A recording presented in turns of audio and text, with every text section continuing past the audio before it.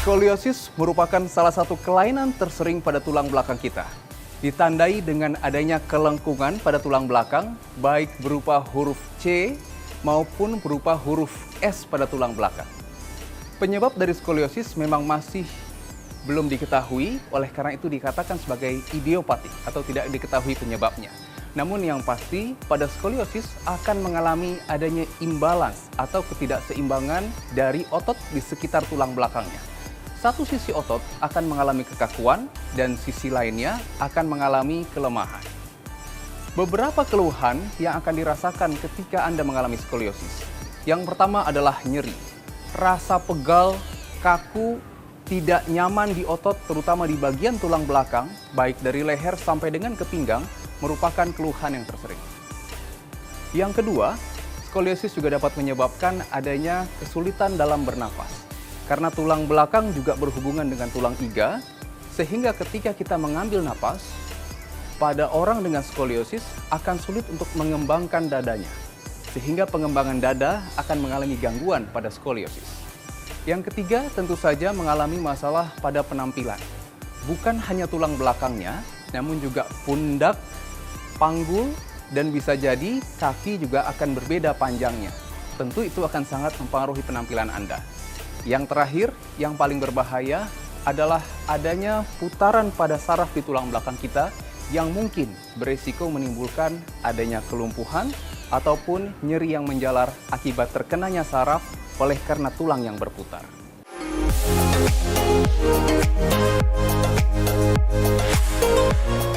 Nah, ternyata banyak sekali ya dampak daripada skoliosis. Namun tenang, jangan khawatir. Skoliosis dapat diatasi dengan baik, tentunya dengan program latihan dan juga pencegahan yang terbaik untuk mengantisipasi segala gejala yang didapatkan. Pada cara sehat kali ini, saya akan berbagi tips bagaimana cara melakukan latihan di rumah untuk mengantisipasi gejala dan keluhan akibat skoliosis. Ayo ikuti saya.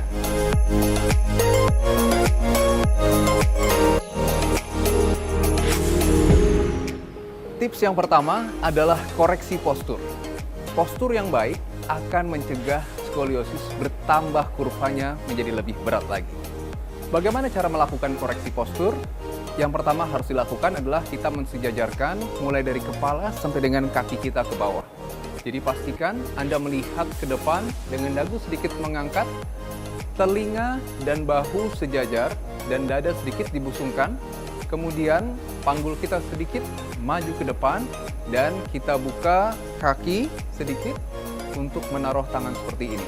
Ini adalah postur yang baik. Dengan kita memperbaiki postur kita, maka kita akan mencegah adanya kelainan pada tulang belakang dan tentunya membuat otot akan lebih rileks. Di awal memang akan terasa seperti kaku, namun ketika ini sudah menjadi satu kebiasaan, satu habit yang baik untuk tubuh kita, maka sensasi ataupun rasa kaku tidak akan dirasakan kembali.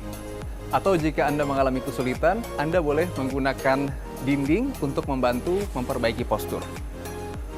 Yang pertama adalah kepala, kita senderkan kepala ke tembok, kemudian kedua bahu, ketiga adalah bagian bokong kita, kemudian yang terakhir, bagian tumit bisa 5 cm dari dinding untuk kita berdiri seperti ini. Ini adalah postur yang baik, ditunggu kurang lebih 1 menit, baru kita berjalan.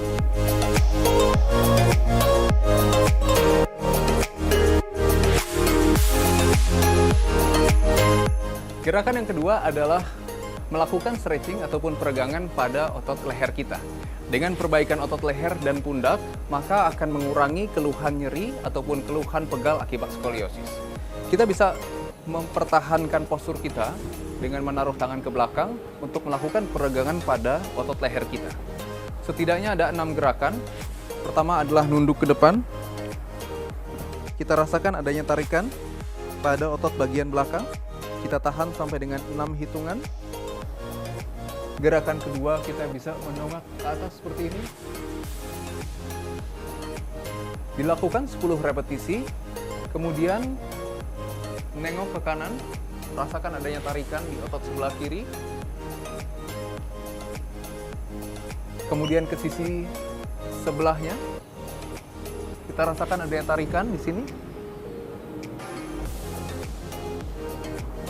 Yang terakhir adalah melakukan gerakan seperti patah ke kanan, seperti ini.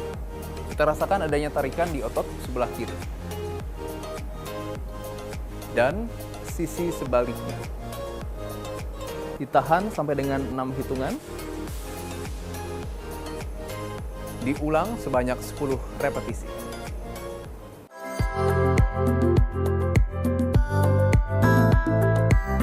Setelah dari leher dan pundak, sekarang kita akan turun ke pinggang. Kita bisa menggunakan alat-alat yang ada untuk kita melakukan latihan. Untuk pinggang, kita bisa lakukan gerakan seperti ini. Bisa di lantai dengan menggunakan matras ataupun bertumpu pada kursi seperti ini. Tarik tangan ke depan, usahakan selurusnya, dan hold, tahan sampai dengan 6 hitungan. Baik, kemudian ke sisi satunya.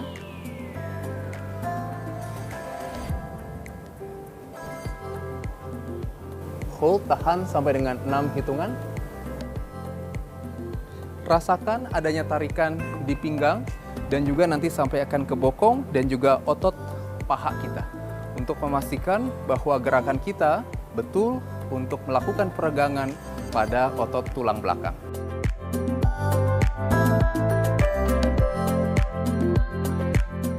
Yang terakhir, yang terpenting adalah menguatkan otot core atau otot abdomen atau otot perut.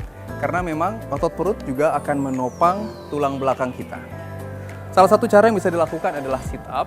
Namun jika memang sit up tidak nyaman dilakukan, Anda bisa menggunakan latihan mengangkat kedua kaki untuk melakukan kontraksi pada otot perut bagian bawah.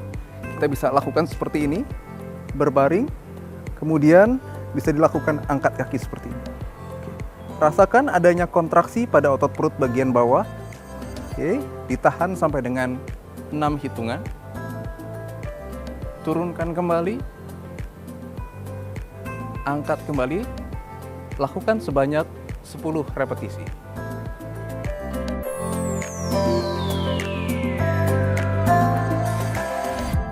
Beberapa tips untuk Anda dalam mencegah skoliosis.